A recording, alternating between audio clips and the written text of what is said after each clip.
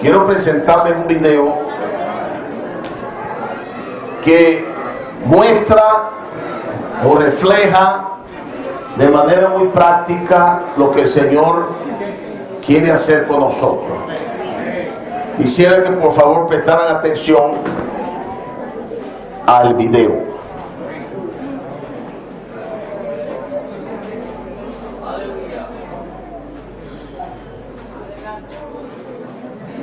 ¿Lo tenemos? Existe un agujero en el universo que nos amenaza con su poder destructivo.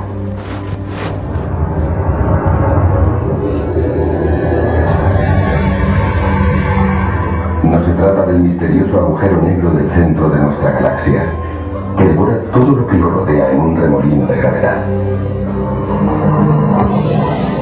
Tampoco del supervacío, esa fría y desierta caverna del espacio tan poderosa que absorbe la energía de cualquier luz que la atraviesa. No, ese agujero, potencialmente tan peligroso, se encuentra mucho más cerca. Porque dentro de cada corazón humano existe un vacío espiritual que nos persigue, provocándonos ansiedad, desánimo, temor y un deseo insatisfecho de felicidad y propósito.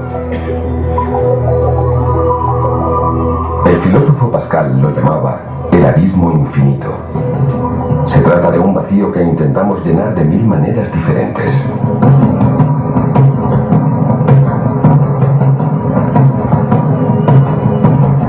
Corremos por la vida en una persecución frenética de posesiones materiales, seguridad económica, un trabajo significativo, entretenimiento, reconocimiento personal y una vía de escape de los problemas y dificultades de la vida diaria.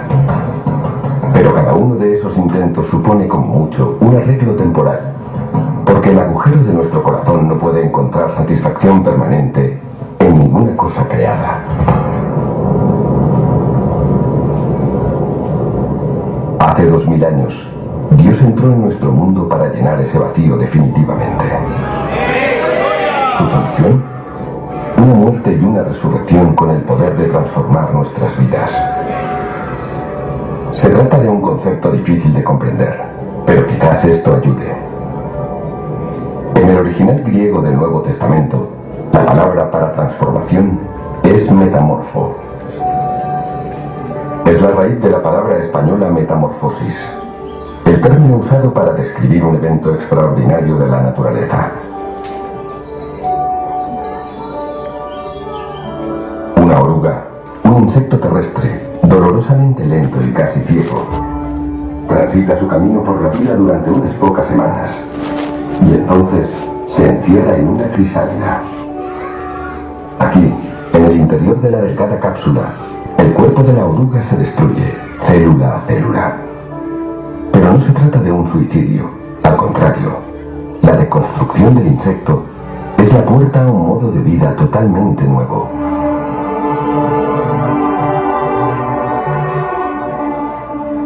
En unos pocos días, la estructura biológica de la oruga se reorganiza por completo, con un resultado asombroso. ¡Aleluya!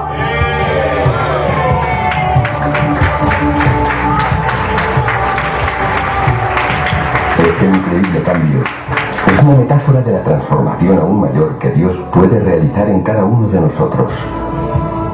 La metamorfosis del corazón, la mente y el espíritu. Considera sus promesas para todos aquellos que acuden a Él y aceptan el regalo de la salvación. Y el Señor dijo: He aquí yo hago nuevas todas las cosas. Quitaré vuestro corazón de piedra y os daré un corazón sensible a mi voz. Renovaré vuestra mente y os regalaré un futuro lleno de esperanza. Venid a mí los que estáis fatigados y cargados, y yo os haré descansar, porque conozco vuestras dificultades y me importan vuestros sufrimientos. Seré vuestro refugio en el tiempo de angustia. Perdonaré vuestros pecados y los olvidaré para siempre. En el mundo tendréis aflicción, pero tened valor. Yo he vencido. Amén. Alabamos al Señor. Aleluya, hermanos.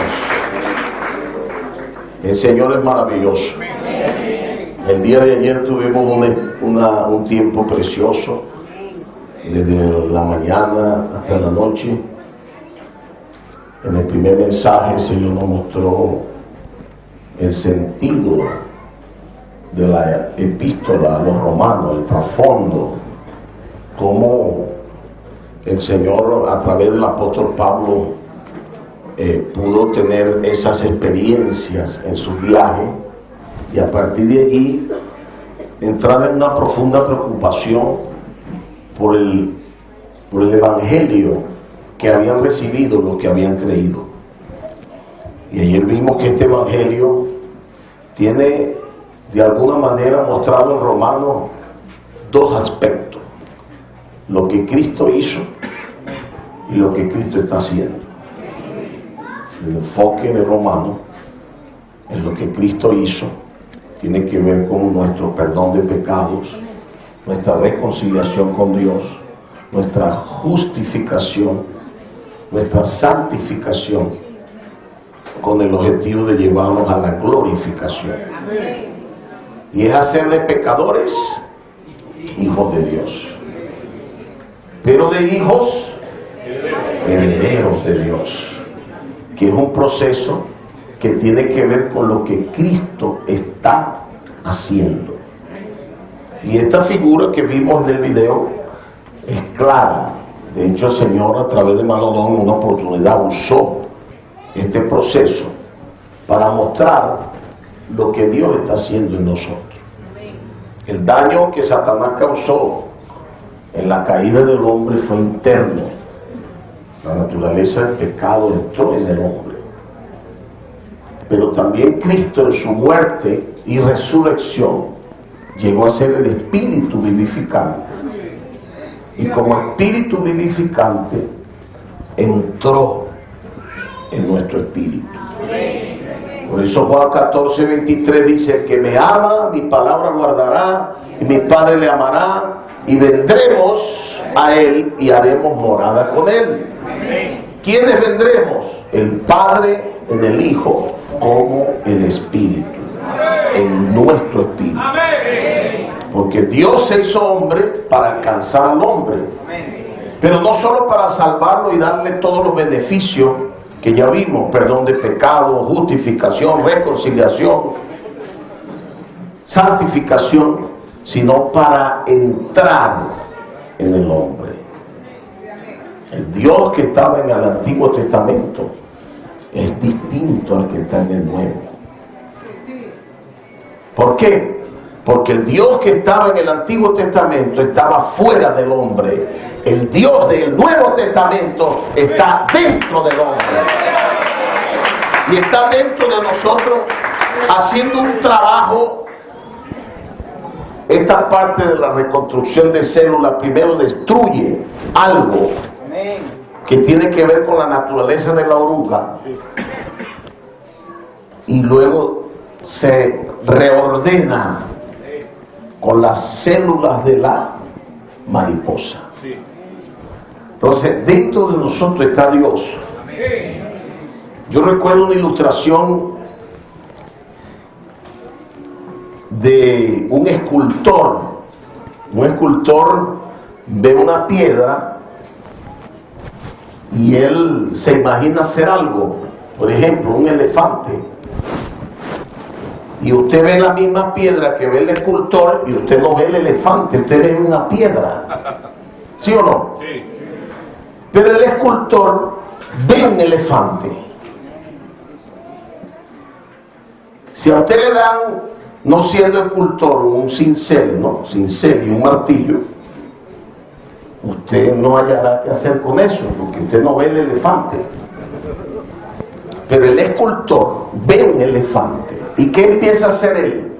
Él comienza a quitar todo lo que no es elefante. Amén. Hasta que aparezca el elefante que él ve en esa piedra. Amén. Así es Dios. Quizás usted se sigue viendo usted. ¿No es cierto? Sí.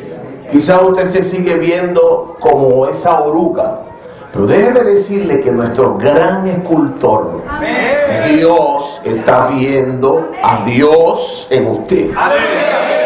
Lo que pasa es que Él tiene que quitar todo lo que no es Él.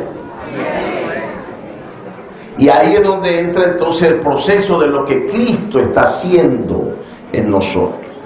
Como les dije ayer, nosotros no tenemos el tiempo en esta conferencia, aunque ha sido la conferencia donde hemos tenido más tiempo, valga la redundancia, porque en las demás conferencias tuvimos que correr. Por ejemplo, en Valencia tuvimos que dar 3 mensajes el día sábado, en Caracas también creo. En Oriente tuvimos que dar 3 mensajes el día sábado y uno solo el domingo. Los hermanos tenían que viajar al mediodía. Aquí hemos tenido 4 espacios. Tenemos este espacio de la mañana y el espacio después de almuerzo. Sin embargo, no es fácil para nosotros bajar tanta carga, y por eso queremos resaltar puntos que puedan ayudarles a ustedes en su carrera cristiana. Y comenzar este año que viene, 2019, que lo hemos declarado que el año del Evangelio. Brotarán iglesias en todo lugar. Muchas personas serán salvas, porque nuestro corazón ha sido constreñido por el Señor para llevar este Evangelio. Y trabajar, entonces queremos resaltar puntos cruciales de este tema, salvos por su vida, que deberíamos comenzar a compartir a partir de la segunda semana de enero, porque ya nos quedan solamente 2 semanas de la fe del Evangelio. Es decir, en esta semana culminamos la semana 5, las 2 últimas semanas de diciembre culminamos la 8, y deberíamos estar empezando en la fe del Evangelio en la segunda semana de enero aproximadamente, y allí vamos a poder revisar con más detalle. Pero trabajar esto que Dios está haciendo en nosotros desde adentro hacia afuera es un asunto que en una oportunidad nuestro hermano Don lo llamó el aspecto orgánico de nuestra salvación y disposicional. Porque todo lo que Cristo hizo, Cristo crucificó al viejo hombre juntamente en la cruz, pero el viejo hombre sigue surgiendo en nuestro diario vivir, ¿cierto? Cristo nos hizo justos, pero nuestra vida está llena de injusticias. Cristo nos hizo santos en su obra, pero todavía carecemos de santidad en nuestros pensamientos, en nuestras acciones, reacciones también. Entonces todo lo que Cristo hizo es posicional, es un hecho. Pero hoy nosotros como seres tripartitos necesitamos ser salvos en todo nuestro ser. Nuestro espíritu está con vida porque Dios está dentro de él. Nuestro cuerpo será transformado, gracias a Dios, cuando el Señor regrese. Sea que estemos en el Hades, o sea que estemos vivos, nuestro cuerpo va a ser transformado. El problema está en nuestra alma, que es nuestro corazón, mente, voluntad, emoción y sentimiento y conciencia, que es la tercera parte de nuestro espíritu. Y ahí es donde Dios está trabajando en nosotros. Entonces es necesario que nosotros podamos ver que para ser herederos de Dios, como dice Romanos, quiero que leamos Romanos 8, 17, porque este pasaje es crucial.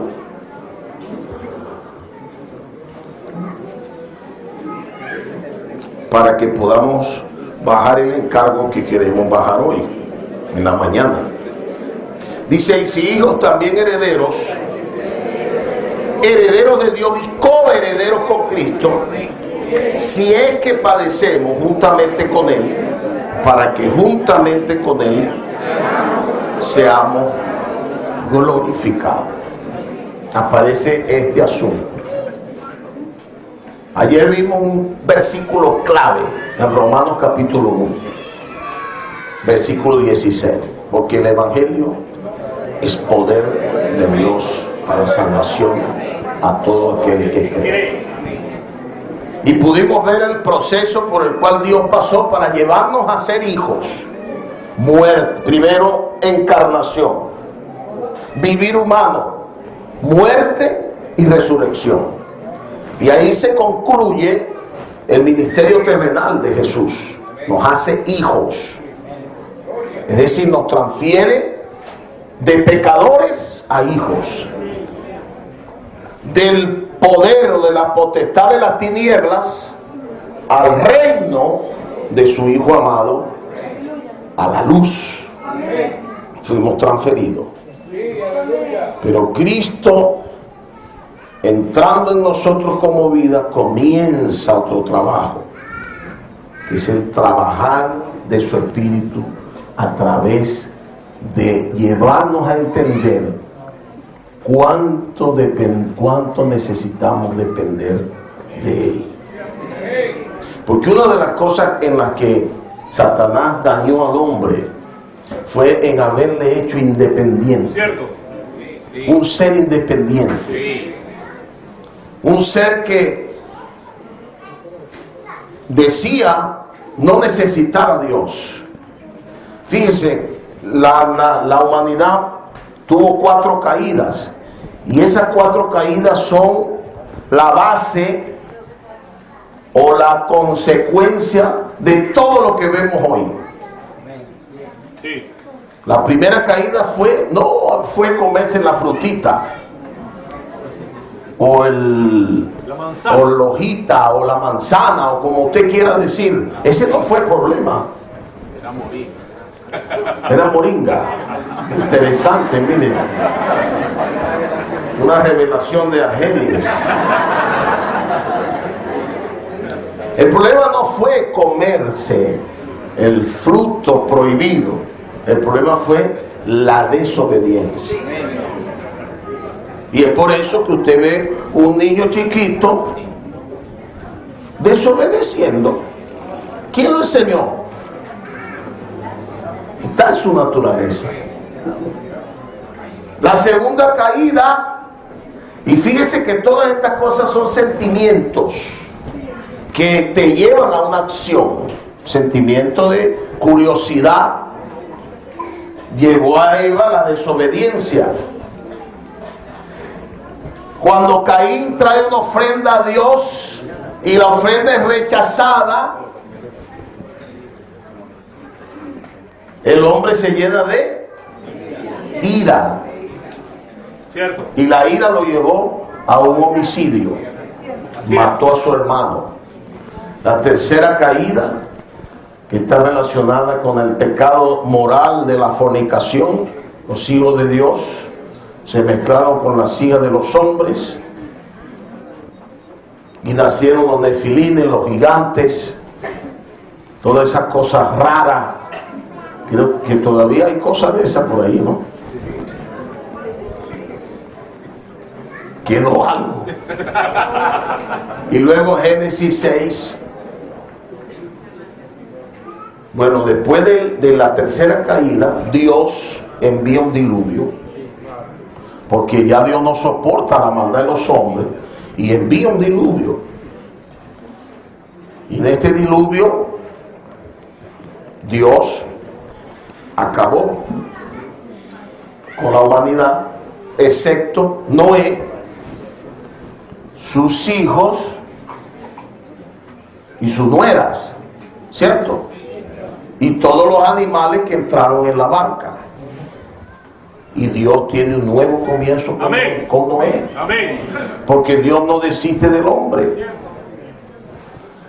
Y bueno, Noé se multiplica y no pasó mucho tiempo para el hombre volver a corromperse. Y es ahí el asunto del daño que Satanás causó en el hombre. Usted y yo fuimos regenerados, porque la vida de Dios entró en nosotros. Y por nosotros solo haber creído, recibimos esa vida y fuimos regenerados. La palabra griega para regenerado es palingenesia, es decir, nacimos de nuevo. La vida de Dios, una vida indestructible, una vida de resurrección, una vida poderosa, una vida que no muere, entró en nosotros. Pero también hay otra vida que también está dentro del hombre. Por eso el hombre, la historia del hombre es esa, siempre fallando, siempre fallando. Pasó, creo que 320 años del diluvio y apareció Nimrod. Nimrod, poderoso cazador, delante de Jehová. ¿Quieres el gráfico? ¿Ah? ¿Quieres el gráfico? No, mejor no me enrede con el gráfico. Gracias, Will. Amén. Pero fíjense, Nimrod nace, bueno, pasan 320 años, porque no quiero tomar mucho tiempo tampoco en este asunto. Quiero mostrar que rápidamente el hombre se corrompe, rápidamente el hombre se degrada y vuelve a reincidir. Y a veces es espontáneo. Por eso en Romanos está el capítulo 7, que ya vamos a tocar más adelante. Porque necesitamos entender y necesitamos aceptar que tenemos un problema que resolver todos los días hasta que el Señor regrese. Bueno, y Nimrod, que significa poderoso cazador delante de Jehová, pero no es delante de Jehová porque él estaba con Jehová, no, él pensó, Nimrod pensó que lo que Dios había hecho estaba mal. Es decir, ¿cómo Dios acabó con la humanidad? ¿Qué Dios tan malo?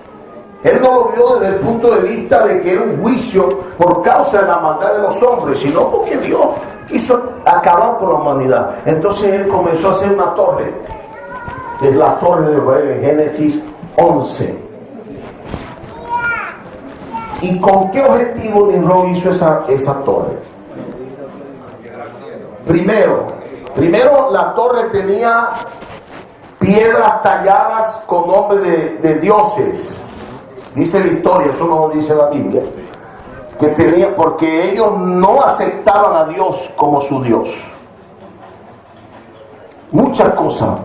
Y esas piedras fueron el material, la materia prima para hacer la torre de Babel.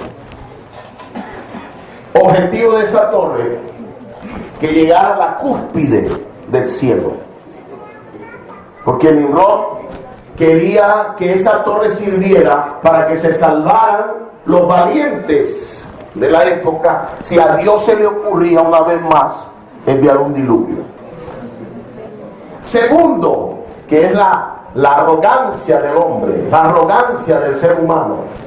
Él subió, la torre estaba bien alta y él subió y tiró una flecha. Y la flecha volvió a caer. Dijo, hay que seguir subiendo. Porque el hombre pretendía que la flecha se clavara en algún lugar. Y ahí en ese lugar debía estar ese Dios que ahogó a las personas y él iba a hacer guerra contra Dios. Tremenda arrogancia. Usted dice, wow, pero qué hombrecito. Pero déjame decirte, hermano, que así somos nosotros. Y es por eso que el Señor nos exhorta en su palabra a que nosotros entendamos que Él quiere trabajar en nosotros, pero Él tiene obstáculos dentro de nosotros que nosotros debemos derribar. Y el Señor nos va a mostrar de qué manera lo vamos a derribar. Una cosa que Dios necesita hoy hacer en nosotros con relación a la santificación. Porque Dios quiere recuperar tres cosas en el hombre. Justicia. Dios quiere que nosotros seamos justos. Tercero, santidad. Dios quiere que nosotros seamos santos. Tercero, gloria. Dios quiere que usted lo exprese, porque es el único ser creado. Usted es el único ser creado. El hombre es el único ser creado con la capacidad de expresar todo lo que Dios es. Denle un aplauso al Señor. Dios creó todas las cosas. Y hay cosas que son tremendas, hermosas, inclusive inalcanzables para nosotros. Pero no hay un ser creado que Dios, no hay un ser que Dios haya creado con la capacidad de expresarlo, sino el hombre. Por eso el hombre es muy importante para Dios. Y hermanos, nosotros que hemos sido regenerados, somos lo más importante para Dios. De hecho, el Señor no ha traído su juicio por causa nuestra. ¿Sabe que yo noté ayer en la mañana algo curioso? Mientras Wilbaro compartía, uno de los perritos, bueno, ahí está, mire, ahí está, ese mismo que está ahí. Pero hoy está hacia allá. Ayer se puso ahí, como mirando a Winnie. El perrito. Mirando a Winnie. Y yo otra vez pensé, ese animal está gimiendo por la manifestación de los hijos de Dios.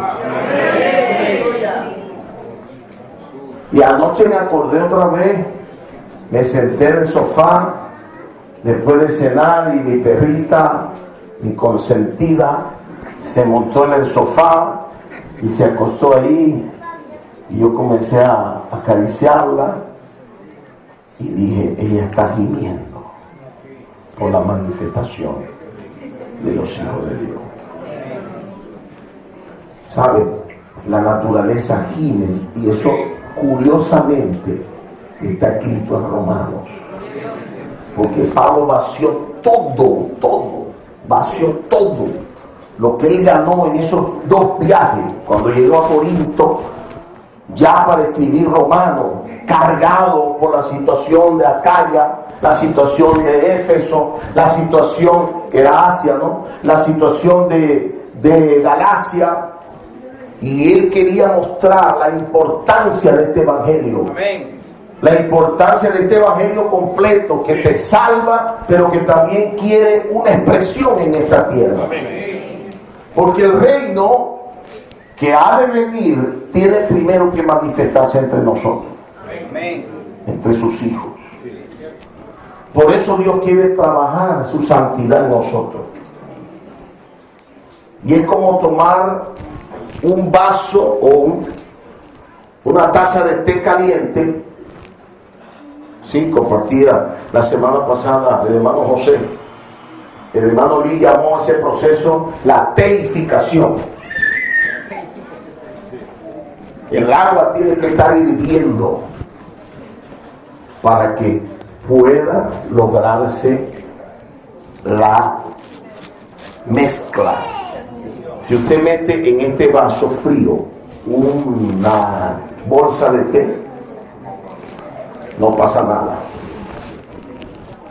Por eso Dios está preocupado con tu temperatura. ¡Aleluya! Romanos capítulo 12 dice 11, en lo que requiere diligencia, no perezosos, fervientes en espíritu, sirviendo al Señor. Hermano, dile al hermano que está a tu lado, Dios está preocupado con tu temperatura.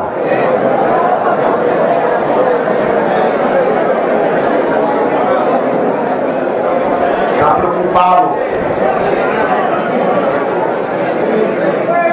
En Apocalipsis capítulo 3, el Señor exhorta a la iglesia en la Odisea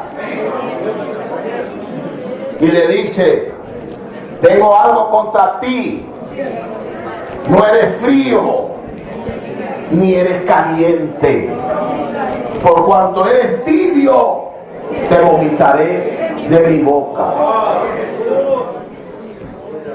¿Comprende? Para que se logre la santificación disposicional, para que se logre la justificación disposicional, es decir, que hayan hechos de justicia en nuestro vivir, y para que alcancemos la glorificación, es decir, la expresión de Dios en nuestro vivir, necesitamos estar calientes. Amén. Hermano, esto es serio. Si no nos regeneró, somos hijos. Pero el proceso de hijo heredero depende de nosotros. ¿Sabía? La regeneración fue un milagro. De hecho, es un milagro. Yo recuerdo que hace unos 30 años, poco más, no sé, perdí la cuenta. Yo hice una oración de fe. Lo que sí no recuerdo, no olvido es la fecha. 25 de abril. En un porche de una casa en Ribacarigua. El hermano Juan González, por ahí está su hijo menor, honrando la santificación de este hombre. Y yo recibí a Jesucristo. Y fue una oración sencilla. Y esa oración me salvó. Así es. El primer paso que damos es un milagro. De hecho, cuando la gente me veía, no podía creerlo. Y algunos decían: ese no llega a diciembre. No, después abril es Semana Santa, no. Ese no llega a Semana Santa. Ese no llega, y me ponían fecha.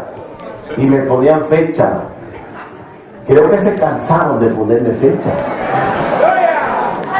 Hace 30 años. Pero la regeneración es un milagro. La transformación depende de ti. En el sentido de que debes tener disposición. Por eso Romano dice: en lo que requiere diligencia. Entonces, para que tú puedas lograr la teificación, tú necesitas tener el agua hirviendo. Cuando el té entra, él se hace uno con ese té, se fusiona. Entonces, por un lado está la temperatura. ¿Cómo está nuestra temperatura con relación al Señor?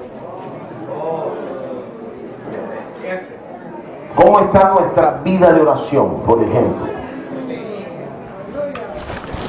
¿Cómo está nuestra relación con la palabra en cuanto a la lectura? ¿Qué tanta pasión tienes por ello? Porque cuando hablamos de fervor, cuando hablamos de calor, cuando hablamos de fuego, es que si usted mete el dedo en ese agua hirviendo, usted se quema. ¿Está usted quemando? Cuando está sirviendo, está quemando. O sea, es importante que usted esta mañana se haga un análisis. Porque esto es un asunto serio. Yo soy hijo y puedo quedarme hijo hasta que el Señor regrese y no heredero. Tu salvación nunca la vas a perder, porque Dios te salvó para siempre. Pero el galardón, Pablo dice en Corintios que el que es coronado tiene que correr. Y no de cualquier manera. Tiene que correr legítimamente, pero tiene que correr. Nosotros necesitamos comprender esto y llevarlo al aspecto subjetivo, es decir, hacerlo nuestra experiencia. Por eso Romano dice: hijo, y si hijos, también herederos, herederos de Dios. Pero aparece una condición: Así es. La condición es si es que padecemos. ¿Y por qué dice si es que padecemos? Porque lograr la santificación, por un lado, depende de nuestro fervor con relación a Dios y a sus asuntos. ¿Cuánto invocamos el nombre del Señor en nuestro diario vivir? ¿Cuánto tiempo dedicamos a la oración? ¿Cuánto tiempo dedicamos a la lectura de la palabra? ¿Cuán importantes son para nosotros las reuniones? ¿Cuán importantes son para nosotros las personas? ¿Cuán importantes son para nosotros los hermanos? ¿Cuán importante es para nosotros cumplir con todo lo que tiene que ver la economía de Dios? Las ofrendas, el servicio, el cuidado de los jóvenes, el cuidado de los niños, el cuidado de los adolescentes, el cuidado de los matrimonios. ¿Cuántas de esas cosas son parte de la preocupación que inundan mi mente? Yo no sé si usted está tan contento hoy como ayer en la tarde conmigo, que saltaba en la silla. Ahora no lo veo saltando mucho. Estamos tocando nervios. Pero déjame decirte, hermano, que esto es maravilloso. Porque este evangelio es completo. No es un asunto superficial, solo de emoción, de un momento. No. Es nuestra vida familiar, es nuestra vida social, es nuestra vida secular, es nuestra vida completa. Y no solo frente a los que nos ven, sino interiormente. Es decir, cuando estamos tú y yo, tú y Dios solamente. Porque yo puedo tener un comportamiento frente a Will, frente a Argeni, frente a ustedes, pero cuando estoy solo, ¿cómo me comporto?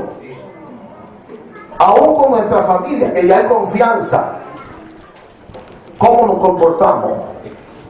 Con nuestros colegas, compañeros de trabajo, en la universidad. Y yo no quiero que usted salga de aquí condenado, no, yo quiero que usted salga de aquí animado a santificarse. A decirle las cosas que sabe que le hacen daño, que sabe que lo afectan. ¡Basta! Hasta aquí, porque quiero santificarme, como dice el cántico, ya he decidido. Porque la vida está llena de decisiones. Por ejemplo, uno se enamora. El enamoramiento es un estado emocional temporal. Por eso las relaciones deben madurar. Porque si Ada se enamoró de mi cabello, pues hace años que debió dejar de enamorarse, porque se me cayó, por decir algo. Si se enamoró de qué, de más nada, como que era el puro pelo que estaba, era atractivo. Tú no te rías mucho, Argelia.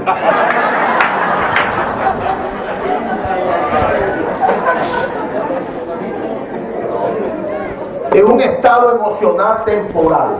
Por eso las relaciones deben madurar. ¿Por qué? Bueno, porque uno empieza a conocer a la persona y uno deja de amar o de desear esa parte emocional y apreciar la parte interior. No sé si me estoy haciendo entender. Pero nosotros necesitamos realmente renovar nuestra consagración. ¿Qué pasa cuando uno pasa ese periodo de enamoramiento? Uno conoce, profundiza en la relación, sencillamente uno toma una decisión de amar a esa persona. El amor es una decisión. Yo decido amarte. Yo decido elegirte. Se te caiga o no se te caiga el pelo. Te pongas gordo o no te pongas gordo. ¿Por qué? Porque vamos en descenso, envejecemos, se nos cae el pelo, nos crece la barriga. Decidimos amarnos. Yo decidí amar a mi esposa y ella decidió amarme. Necesitamos tomar una decisión, hermano. Somos salvos, somos salvos. Somos hijos, somos hijos. Somos herederos, todavía no. Parece duro. La Biblia nos ve como herederos. Ahora estoy incluido entre esos que Dios ve. Porque si todos van a ser vencedores y todos van a ser herederos, entonces, ¿para qué correr? Sí. ¿Para qué correr? ¿Para qué Pablo escribió todas esas cosas? Que el Timoteo que leímos ayer, segundo de Timoteo, que el labrador para comer de su fruto debe trabajar primero. Sí, amén. Que el que corre, corra legítimamente para que obtenga el premio. Entonces entendamos esto y déjese de esa frase: Dios es misericordioso, Él me va a salvar. No, si usted no pone de su parte, olvídese de eso. Olvídese de eso. Porque esto es un asunto real que Dios quiere. Fíjese lo que dice. Vamos a leer algunos versículos. 1 Timoteo 4. Y quiero leer el versículo, bueno, 3 al 5. O vamos a leer el 5. Porque es un contexto. Es un contexto que está relacionado con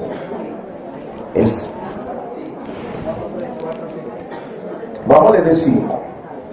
Porque por la palabra de Dios y por la oración es santificado. El contexto se refiere a comer o no comer. Pero vamos a tomar este pasaje para ver qué son las cosas que santifican. La palabra y la oración. Hermano, no puede ser. Y entendamos esto.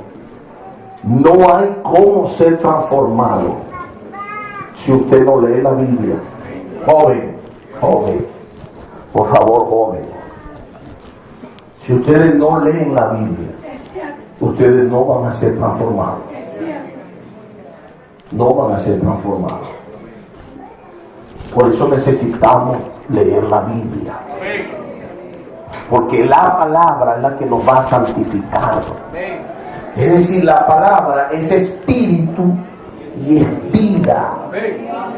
Cuando nosotros la tomamos de manera subjetiva, es decir, cuando procuramos aplicarla, tampoco vas a ser transformado si no oras. Porque ¿cómo es que yo conozco a Wilbardo si yo no hablo con él? ¿Cómo es que usted conoce a alguien si no se relaciona con esa persona? Si usted no habla, ni le escucha, ni habla. Yo entendí algo: abrir la Biblia es abrir la boca de Dios. Cada vez que usted abre su Biblia, usted abre la boca de Dios, porque algo Dios le va a decir, algo Dios le va a hablar. Porque nuestro Dios es un Dios que habla, es un Dios que oye, es un Dios que ve y es un Dios que actúa. Nuestro Dios está vivo y Él habla a través de su palabra y a través de los profetas. Olvídese de los sueños. Sí, Dios le puede dar un sueño de vez en cuando, pero no crean que esa es la única manera que Dios habla. Necesitamos comer la palabra. Tampoco Dios habla guachiminijei en otras lenguas, porque Dios no es loco. Y aquí todos hablamos español, no venía a hablar Dios en chino aquí. ¿Para qué? Ahora, si hay un chino aquí, puede ser que Dios le dé un mensaje al chino. Porque lo que pasó en Hechos 2 fue eso. El Espíritu tomó a las personas para hablarle a aquellos que hablaban otras lenguas, y era una manifestación extraordinaria. Y otra cosa importante: las lenguas son para los incrédulos, no para los creyentes. 2 oportunidades nada más se habla de ese asunto en la Biblia, en Hechos 2 y en Hechos 10. Y en las 2 oportunidades eran para incrédulos. En la primera para los que necesitaban conocer al Señor, y en la segunda para Pedro, que no creía que los gentiles podían recibir la salvación y tenían en ese momento una condición de incrédulo.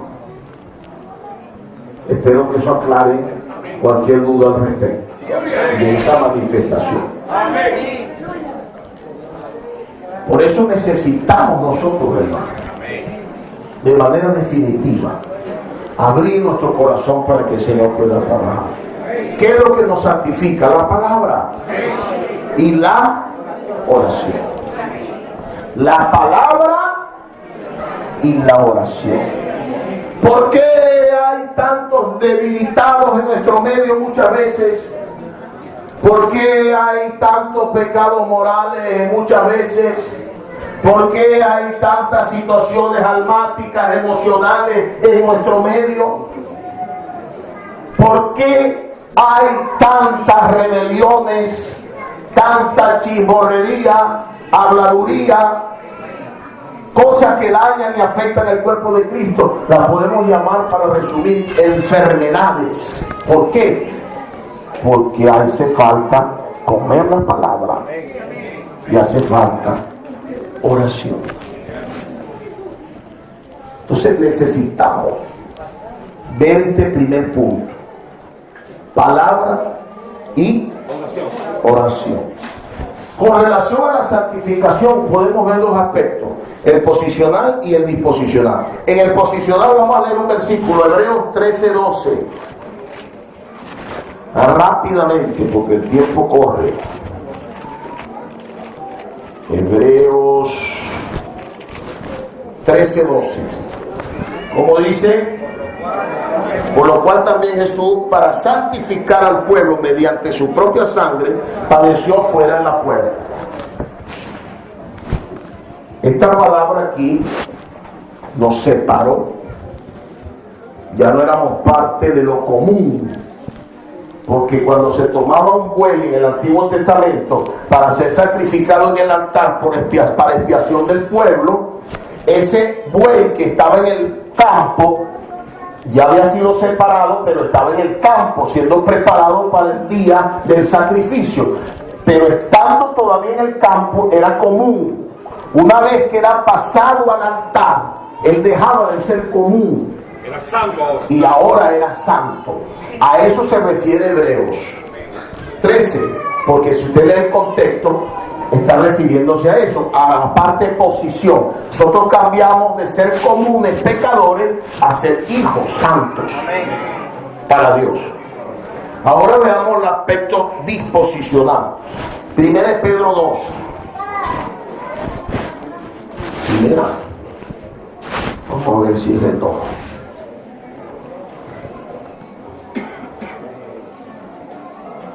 No, sí, 1 Pedro 2, estamos en 2 Pedro. Versículo 2 y 3. Primero leamos 1 Pedro 1, 2 y 3. Perdón, hermano. Dice: bendito sea el Dios y Padre de nuestro Señor Jesucristo, que según su grande misericordia nos hizo renacer para una esperanza viva por la resurrección de Jesucristo de entre los muertos. Aquí la palabra renacer es la misma regeneración, panigenesia, para una herencia incorruptible, reservada, incontaminada e inmarcesible, reservada en los cielos para vosotros. Versículo, vamos a leer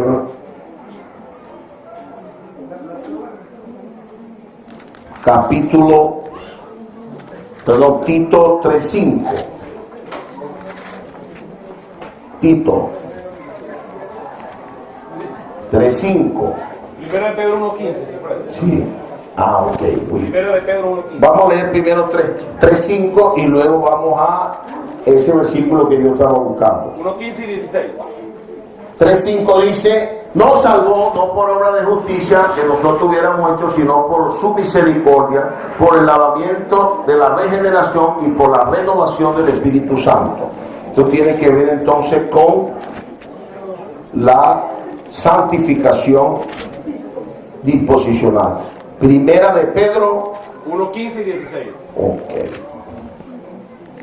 Dice, porque escrito está, sé santo, porque yo soy santo. Versículo 15. Sino, como aquel que os llamó es santo, sé también vosotros santo en toda vuestra manera de vivir. Porque escrito está, sed santo, porque yo soy santo. Primera Tesalonicenses 4:3.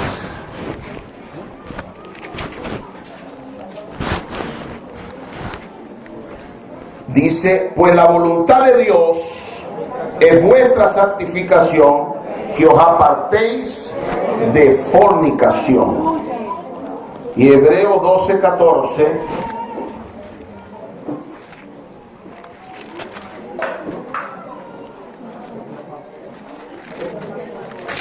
Alabado sea el Señor. Dice, seguid la paz con todos y la santidad, sin la cual nadie verá al Señor. Entonces hoy nosotros necesitamos ver la importancia. Ahora vamos a un asunto práctico. La importancia de ejercitar nuestro espíritu. Saben que el Señor está llevándonos a hacer cambios bien importantes en nuestro medio. Por ejemplo, una de las cosas a las que el Señor nos está llevando es a que haya conducción en las reuniones.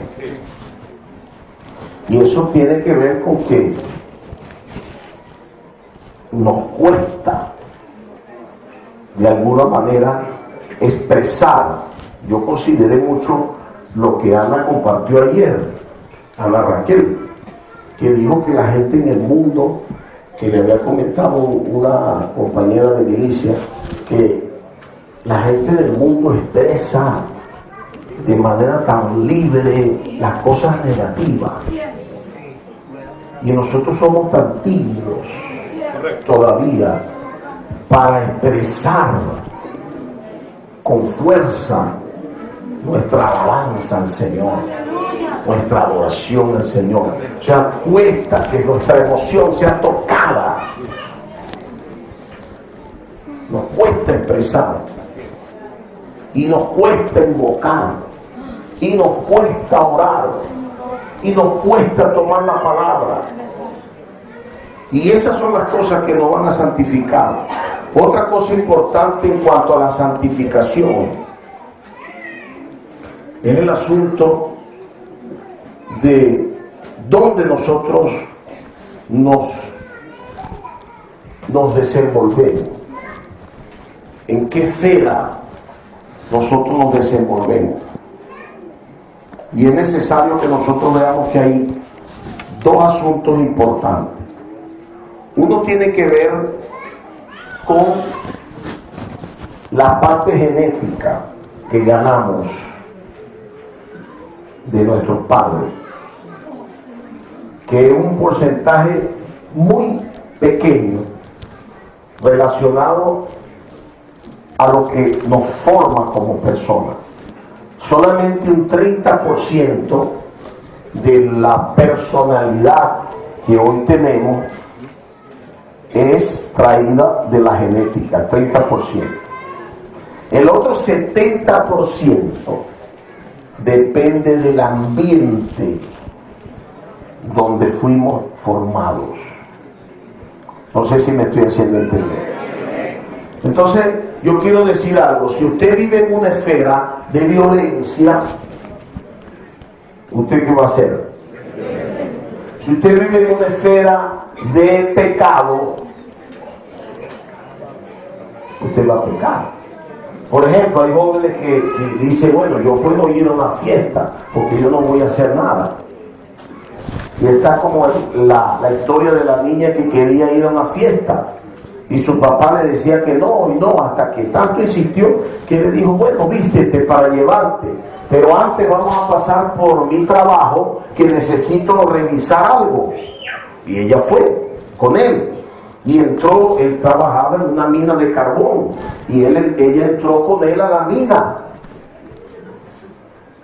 Y cuando salió, el papá le dice: hija, mira cómo te has puesto, ahora no vas a poder ir a la fiesta porque estás toda llena de carbón.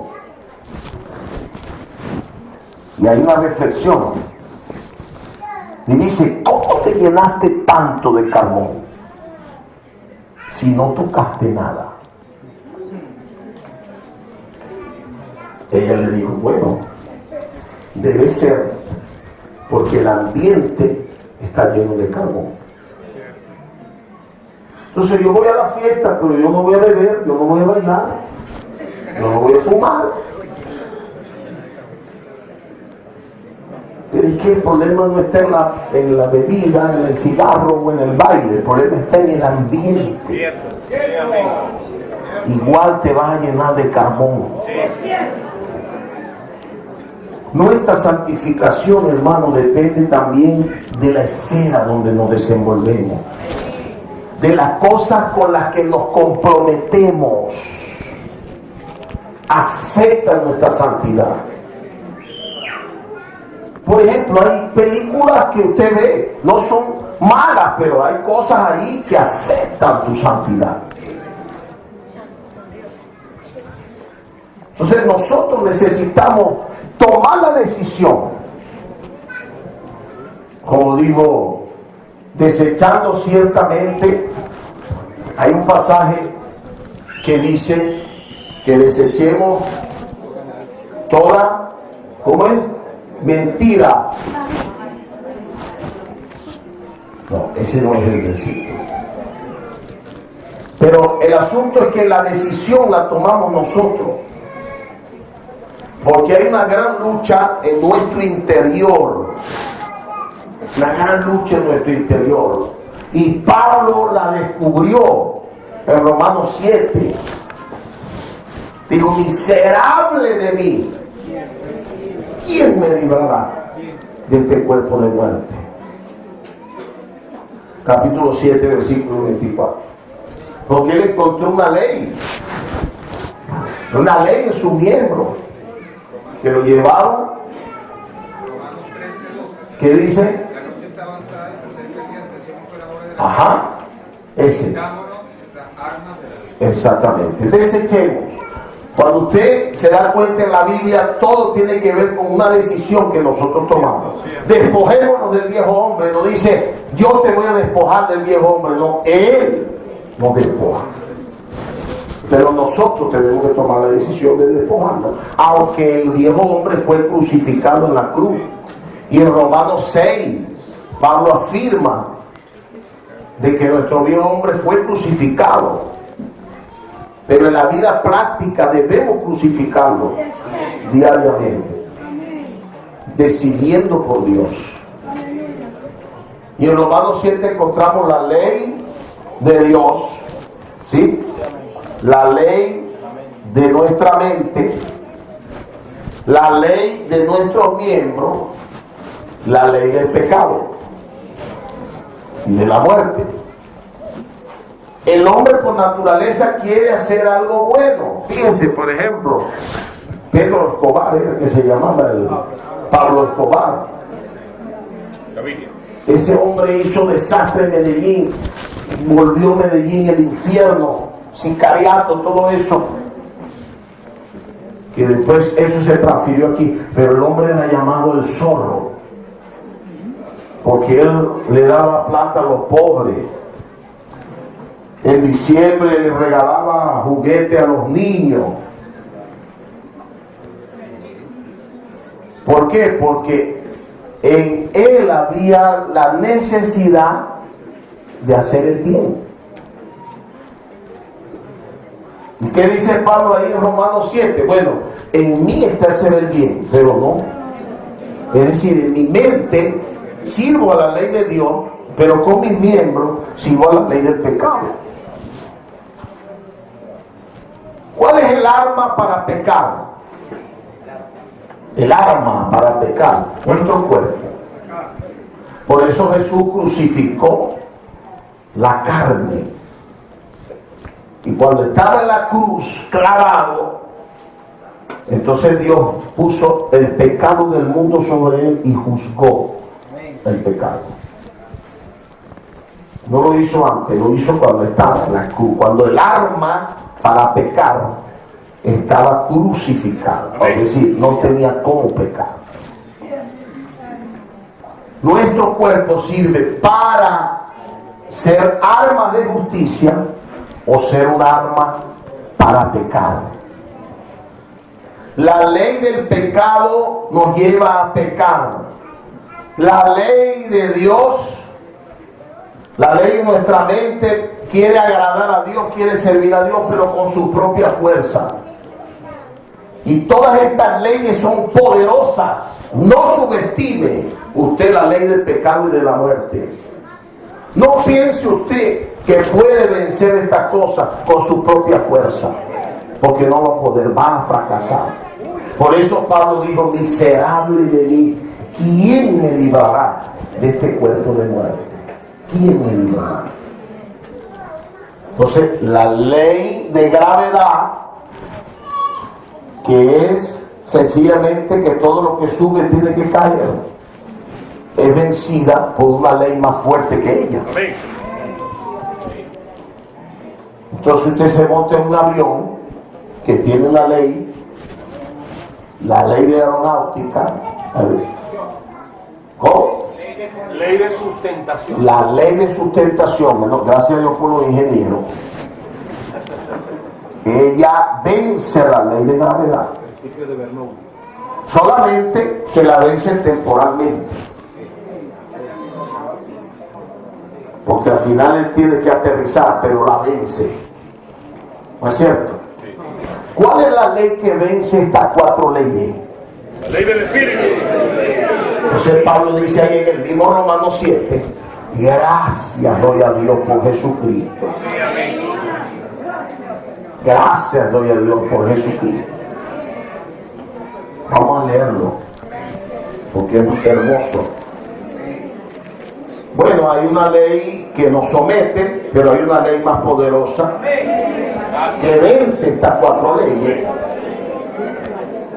Gracias doy a Dios por Jesucristo, Señor nuestro. Así que yo mismo con la mente sirvo a la ley de Dios, más con la carne a la ley del pecado. Ahora pues, dice Pablo en Romanos 8:1, ninguna condenación hay para los que están en Cristo Jesús, para los que no andan conforme a la carne, sino conforme al Espíritu. Porque la ley del Espíritu de vida en Cristo Jesús me ha librado de la ley del pecado y de la muerte. Alabado sea el Señor. La ley del Espíritu de vida.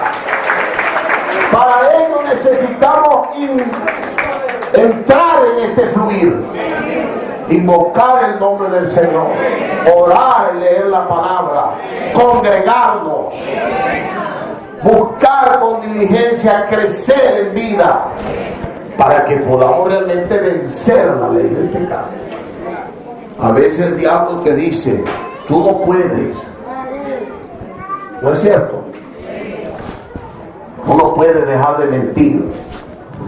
Tú no puedes dejar de pecar. Tú no puedes dejar de codiciar. Pero nos levantamos en este espíritu y decimos: no. Porque hay una ley más poderosa que esta ley que me quiere someter. Y esa ley es la ley del Espíritu que está en mi espíritu. Y por esa ley yo puedo vencer.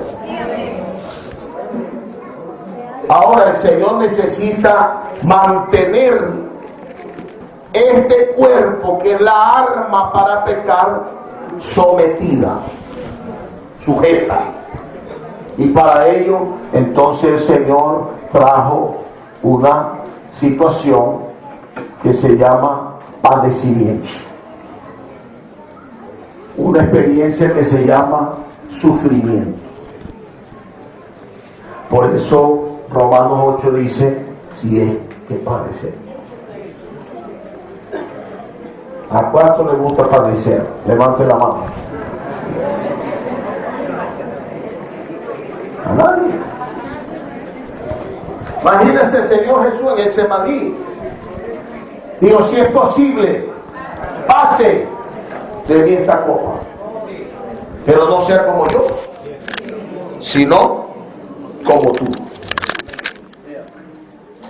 Hágase tu voluntad. Pero esa oración demuestra que el Señor Jesús como que quería que fuera de otra manera. Segunda de Corintios 7:1. Vamos a buscarlo aquí para luego seguir en Romanos 8. Segunda de Corintios 7:1. Sí, que amados, puesto que tenemos tales promesas, limpiémonos de toda contaminación de carne y espíritu, perfeccionando la santidad en el temor a Dios. Una base fundamental para nuestra santificación. Perfeccionarnos en el ejercicio del espíritu. Ahora fíjense lo que dice Romanos 8. Quiero que me sigan aquí. 17. Y si hijos, también herederos, herederos de Dios y coherederos con Cristo, si es que padecemos juntamente con Él, para que juntamente con Él seamos objetivo final en la glorificación.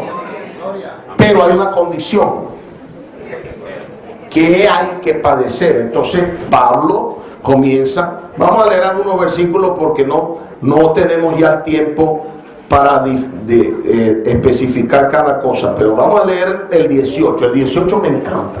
El versículo 18 me gusta porque el apóstol nos da ánimo para luego mostrarnos qué padecimiento vamos a tener. Pues tengo por cierto que las aflicciones del tiempo presente no son comparables con la gloria venidera que en nosotros ha de manifestarse.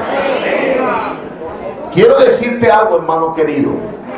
El tiempo que estamos viviendo es muy difícil. Y el enemigo de Dios cada día intensifica su ataque para que el ser humano entre en el ayón, en la corriente de este mundo, y se olvide de Dios.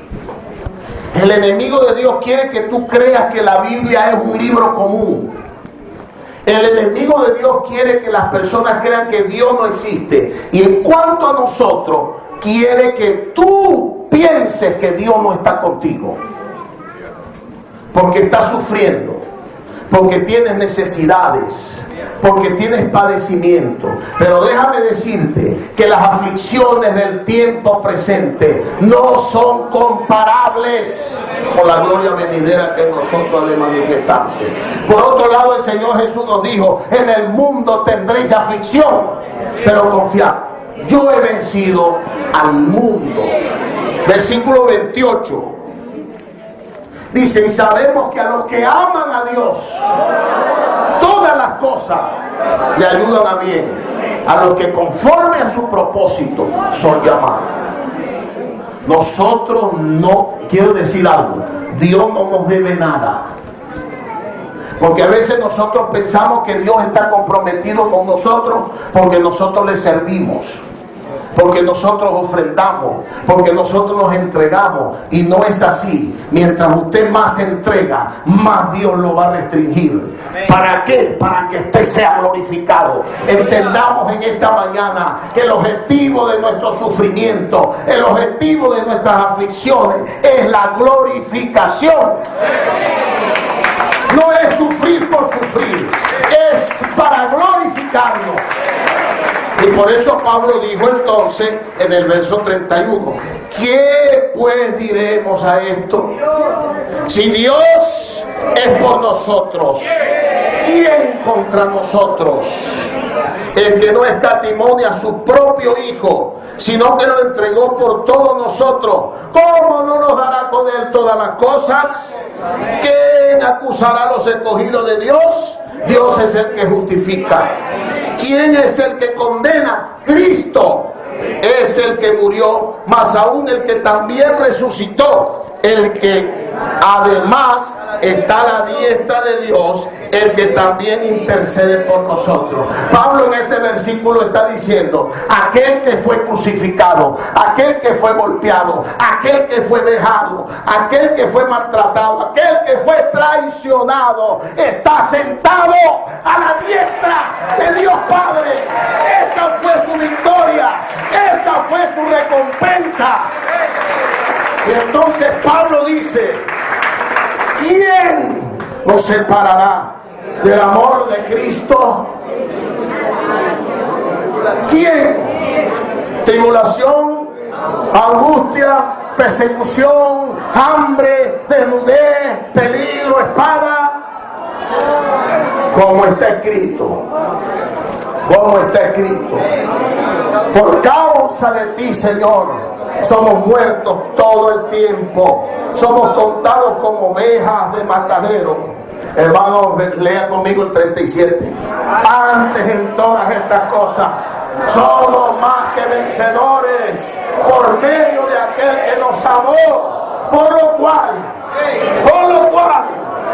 estoy seguro de que ni la muerte, ni la vida, ni ángeles, ni principados, ni potestades, ni lo presente, ni lo porvenir, ni lo alto, ni lo profundo, ni ninguna otra cosa creada nos podrá